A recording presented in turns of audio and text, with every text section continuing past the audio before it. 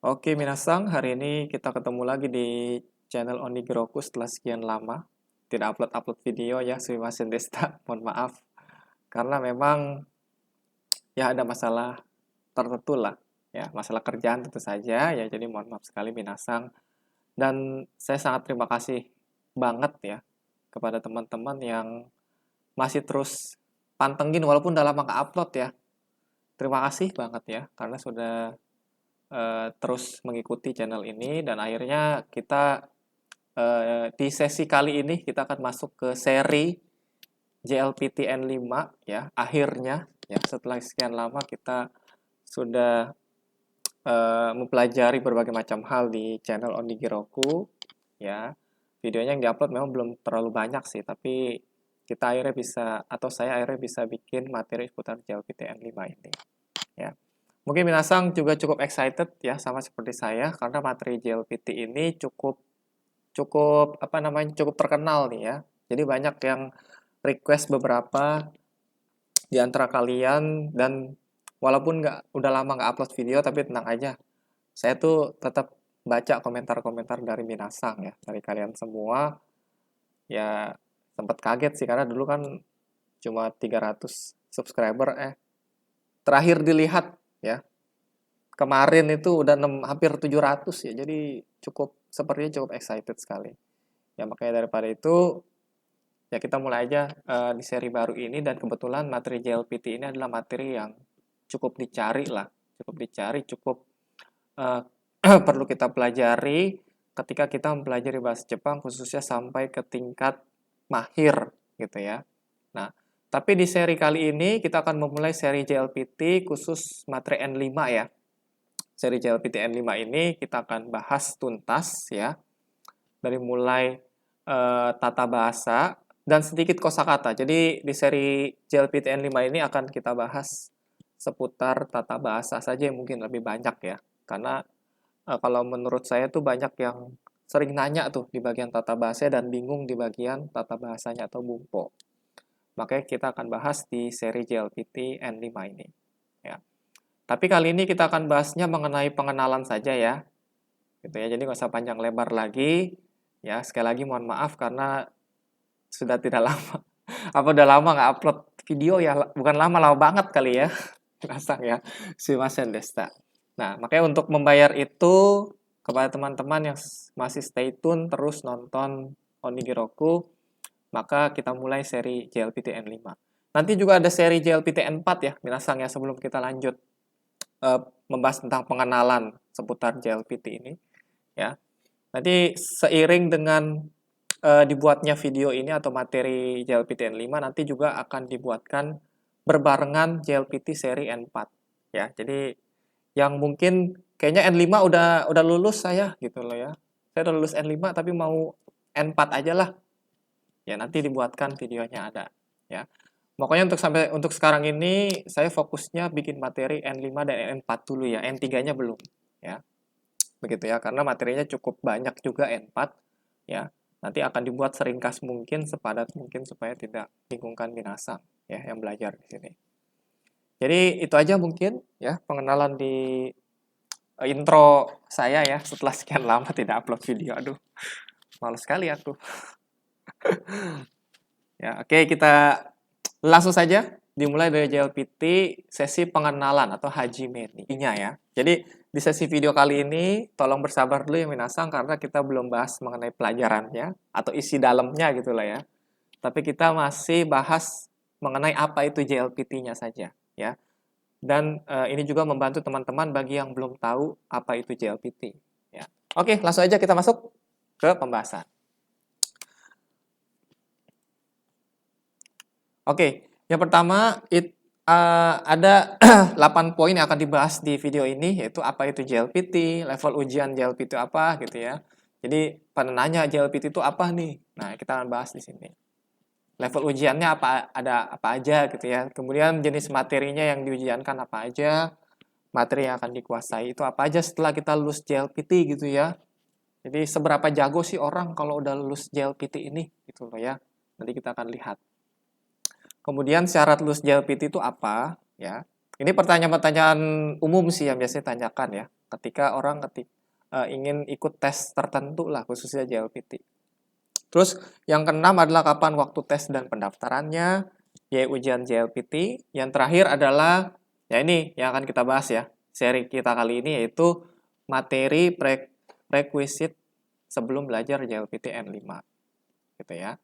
Nah, langsung aja kita mulai ya, minasang. Oke, yang pertama, apa itu JLPT? Jadi sebenarnya bagi yang belum tahu, minasang, JLPT itu adalah sebenarnya singkatan dari Japanese Language Proficiency Test. Proficiency Test ya. Mohon maaf kalau bahasa Inggrisnya kurang bagus ya, minasang ya. Atau dalam bahasa Jepang disebut Nihongo no Ryokusuke. Ya. Ini bahasa Jepangnya ya. Sebenarnya JLPT adalah sebuah ujian atau tes yang bertujuan untuk mengukur kemampuan bahasa Jepang seseorang yang bahasa natifnya bukan bahasa Jepang. Jadi intinya tuh tes JLPT ini diperuntukkan atau ditunjukkan ke orang-orang yang bahasa ibunya ya atau bahasa aslinya gitulah ya, bahasa natifnya bukan bahasa Jepang ya, gitu ya. Padahal walaupun pada kenyataannya di Jepang sendiri ada beberapa juga ya, nggak semua. Ada beberapa orang Jepang juga yang yang ikut tes JLPT gitu ya. Mereka ikut dan ada juga yang nggak lulus gitu ya. Agak lucu ya, orang Jepang ikut JLPT tapi nggak lulus gitu ya. Tapi itu jarang ya, gitu. Biasanya orang-orang asing yang ikut tes JLPT. Nah, JLPT ini adalah standar tes yang berada di bawah naungan Japan Foundation dan Japan Educational Exchange and Services atau JEES. Ya. Jadi ini dua lembaga yang mengatur lah, istilah gitulah ya, mengatur standar tes dari JLPT. Istilah kurang lebih seperti itu. Ya, mungkin Japan Foundation tidak asing ya bagi minasang ya, yang belajar bahasa Jepang terutama di sekolah ya terutama ya. Nah, kemudian karena JLPT sekarang ini diikuti oleh kira-kira lebih dari 87 negara di seluruh dunia, maka JLPT menjadi tes yang cukup terkenal dan diakui secara internasional, khususnya di negara Jepang. Ya, jadi JLPT ini cukup terkenal lah, minasang ya. Jadi kalian bisa tahu,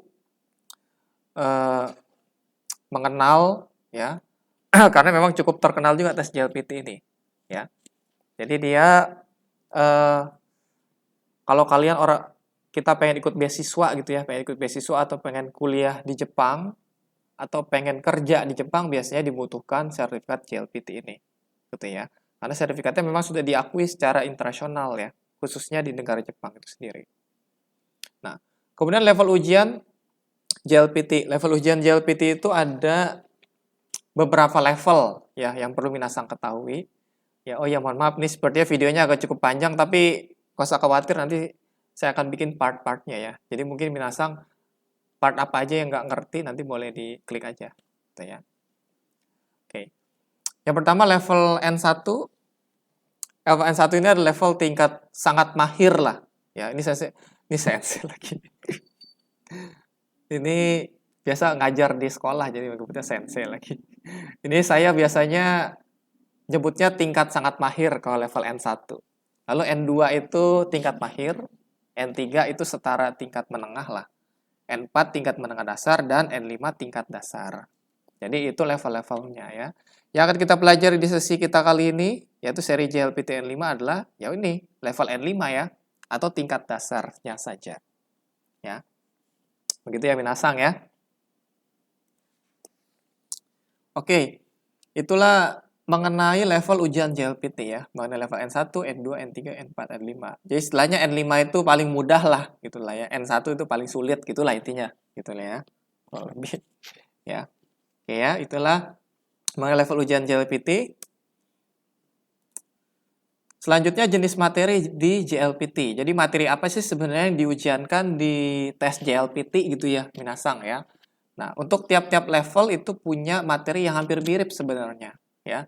Dimana kalau kita ambil lihat contoh N1, level N1 itu ada yang diujiankan tata bahasanya atau bumpo, kosakatanya, mojigoi ya atau mojigoi. Ini kosakata ini kadang orang nyebutnya tanggo atau mojigo ya, tapi kalau di ujian JLPT nyebutnya mojigoi dia ya.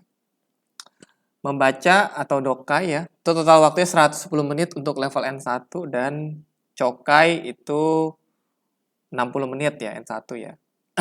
N2 sama seperti N1, cuma durasinya aja yang beda ya. Durasi waktu ujiannya saja yang beda.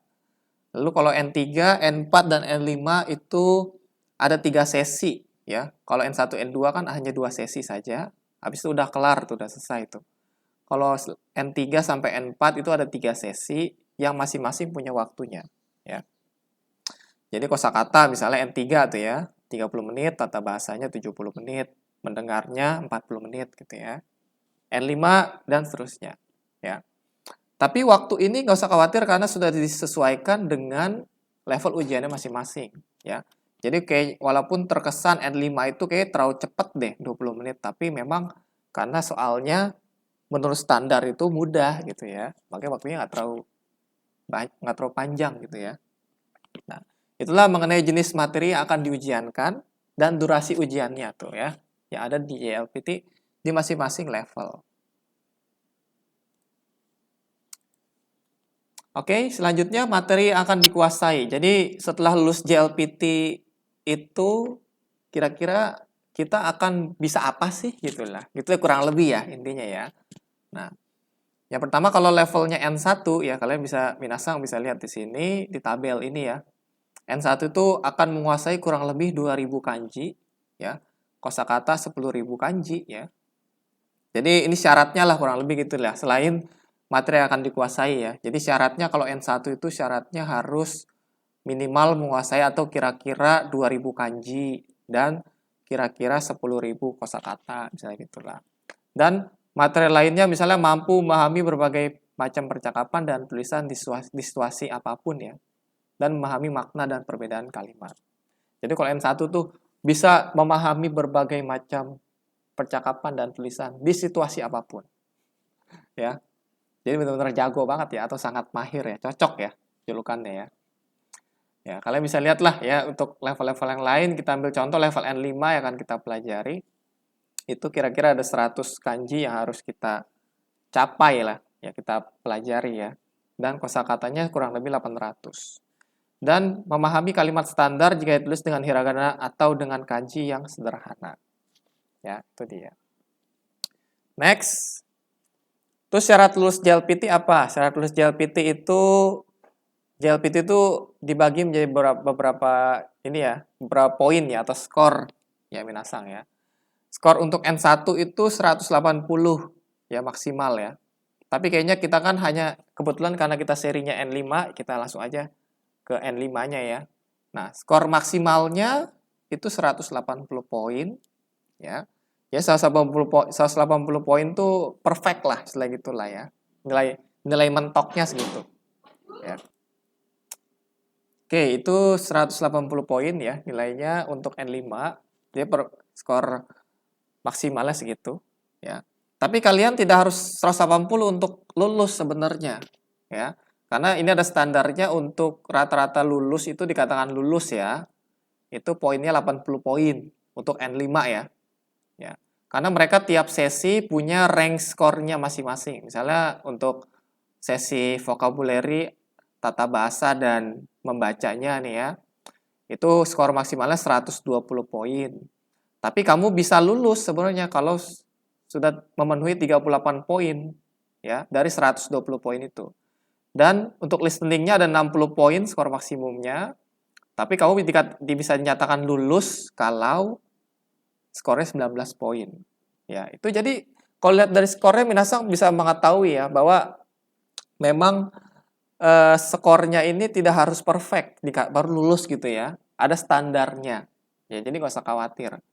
Ya, begitu. Kalian dapat 80 dari 180 poin aja sudah dinyatakan lulus gitu ya. Nah, jadi itulah standar lulus JLPT khususnya untuk level N5 kita yang akan kita pelajari ya. Untuk yang level-level lain, minasang bisa lihat sendiri ya di sini atau kunjungi websitenya yang di sini yang sumbernya yang saya ambil nih, ya, gitu. Oke. Nah, terus selanjutnya kapan waktu tes dan pendaftarannya? Ini pasti yang sering tanya nih, ya. Tesnya kapan dong, gitu ya? Nah, JLPT itu, ya, minasang diadakan 2 kali setiap tahun. Jadi, yaitu di bulan Juli dan Desember. Jadi nggak usah khawatir kalau bulan Juli ketinggalan atau nggak sempat ikut, bisa ikut di bulan Desember atau sebaliknya ya. Nah, untuk tes di bulan Juli biasanya udah dibuka tuh pendaftarannya sekitar bulan Maret atau April biasanya. Jadi ditungguin aja ya. Sedangkan untuk tes di bulan Desember biasanya sudah dibuka pendaftarannya sekitar bulan Agustus atau September gitu ya. Nah, jadi dia buka pendaftarannya itu jauh-jauh hari, nggak mepet dia ya. Gitu ya Minasang ya. Nah, untuk lihat jadwal pendaftarannya biasanya Minasang bisa kunjungi atau tengokin terus lah, pantau terus tuh Instagram Javan Foundation ya untuk mengetahui info mengenai pendaftaran JLPT tiap tahunnya. Biasanya Instagram JF ini atau Javan Foundation ini update terus nih ya, khususnya mengenai JLPT. Jadi dipantengin aja terus ya. Dia atau di-follow juga nggak apa-apa ya Javan Foundation. Karena selain ada pendaftaran JLPT, info-info tentang JLPT, ada juga info-info lain seputar bahasa Jepang ya. Jadi bagus banget nih Instagramnya ya. Atau bisa juga mengunjungi website resmi pendaftaran JLPT Indonesia ya, yaitu ini ya. Atau kalau kita lihat websitenya itu kayak gini nih ya. Ini website JLPT pendaftaran khusus di Indonesia ya. Kalau kalian lihat tuh pendaftaran JLPT-nya udah tutup tuh Minasang ya. Ini yang tahun lalu nih. Tuh, biasanya ujiannya tanggal 4 dan untuk yang sesi kedua tanggal 5 Desember ya. Udah tutup. Dan biasanya kita daftarnya nanti lewat sini ya. Gitu ya. Kadang juga ada infonya di sini nih, dilihat aja nih. Kalau registrasinya ada tulisannya buka, nah berarti kita bisa daftar. Ini kebetulan tutup ya, jadi nggak bisa. Ya, jadi ada dua cara untuk melihat ya, cara daftarnya gimana dan proses pendaftarannya. Ya, yang pertama di Instagramnya, Instagram Javan Foundation dan website JLPT-nya. Nanti Instagramnya boleh saya taruh ya, sensei lagi. Biasa ngajar di sekolah, sorry. Nanti saya taruh di deskripsi video ya untuk Instagram Javan Foundation. Jadi Minasang bisa klik aja langsung. Oke, terus inilah yang penting kan, ini paling penting nih. Berapa biaya ujiannya gitu kan? Berapa biaya ujiannya dong? Gitu kan? Nah, sebenarnya kalau kita ikut ujian JLPT di Jepang ya, di negara Jepang itu sendiri, itu biayanya lebih mahal dari ini yang dicantumkan di sini ya, Minasang ya. Biayanya mahal lah istilahnya ya. Contoh yang level N4 itu kalau kita ujian di Jepangnya langsung itu biayanya sekitar 5.000 yen ya. Itu kalau dirupiahin berapa tuh ya? Mungkin ada yang tahu di sini berapa? 5.000 yen ya. Pokoknya 1 yen tuh kalau nggak salah sekarang 135 rupiah ya. Nah, itu dikali aja. Jadi cukup mahal lah kalau kita ujian JLPT langsung di negara Jepang. Tapi untungnya di Indonesia tesnya tidak terlalu mahal ya. Lebih murah dibandingkan di Jepang itu sendiri. Ya, kalian bisa lihat ya di sini harga-harganya. Ini harga tahun lalu ya, biaya ujian JLPT tahun lalu tahun 2021. Karena tiap tahun tuh kadang berubah-berubah ya, dan biasanya naik biasanya. Kalau turun tuh jarang denger loh. Biasanya naik sih, biasanya ya Minasang ya. Yang jelas tidak sama ya tiap tahun ya harganya. Itu dia. Itu biaya ujian JLPT. Jadi siapkan dulu aja uangnya Minasang, sekaligus mempersiapkan mengenai ujian JLPT-nya ya. Ini perkiraan biayanya ya, ujiannya. Tapi biasanya untuk tahun sekarang 2022 nih kayaknya nggak beda jauh deh, paling naik sedikit saja ya. Oke, ini kita masuk di penghujung acara ya Minasang ya. Jadi materi prerequisite sebelum belajar JLPTN 5 di channel Onigiroku. Materi prerequisite itu kayak materi yang harus kamu pelajari dulu lah, atau harus kalian kuasai dulu gitu ya. Sebelum kalian tonton video JLPTN 5 ini. Biar nanti nggak bingung ya, dan bisa ngikutin gitu ya. Nah, materi prerequisite-nya itu yang pertama, Minasang harus sudah menguasai huruf hiragana dan katakana. Karena di seri JLPTN 5 ini tidak akan dibahas mengenai aturan bacanya atau cara nulis huruf hiragana katakana, tidak ya. Jadi kalian diharapkan sudah menguasai terlebih dahulu huruf hiragana dan katakana, ya. Yang kedua, konsep dasar huruf kanji. Nah, ini kebetulan di channel Onigiroku belum ada nih. Nanti rencana lagi mau dibikin ya. Karena konsep dasar huruf kanji kalian harus tahu. Kalian cari di internet dulu aja nggak apa-apa ya. Cara baca huruf kanji itu ada aturannya ternyata. Ya, khususnya di huruf bahasa Jepang. Nah, Minasang cari dulu aja di internet nggak apa-apa. Sambil nunggu video mengenai konsep dasar huruf kanjinya dibuat di channel Onigiroku ini ya, Minasang. Ya. Yang ketiga, harus sudah mengerti tata bahasa Bumpo tingkat dasar. Nah, kebetulan di channel Ondigiroku ini udah ada kan seri tata bahasa dasar, bahasa Jepang tuh. Ya, udah ada playlistnya. Minasang boleh pelajari dulu, baru nanti masuk ke JLPTN 5 ini. Ya, biar nanti bisa ngikutin lah istilahnya. Walaupun sebenarnya nanti di JLPTN 5 ini ada materi tentang tata bahasa tingkat dasar yang diulang lagi sebenarnya. Ya, tapi itu hanya garis besar aja sebenarnya, ya, tidak dari awal penjelasannya. Maka daripada itu biar Minasang nggak bingung, nggak bisa ngikutin, lebih baik dipelajari dulu tata bahasa tingkat dasarnya, ya. Gitu ya. Nah, ini bonus aja nih yang bawah nih. Ini tips belajar JLPT ya secara umum. Jadi Minasang mungkin pada tanya nih, dan banyak juga yang nanya sih ke saya, gimana sih cara belajar bahasa Jepang ya gitu ya supaya bagus dan jago gitu ya, terutama JLPT gitu ya.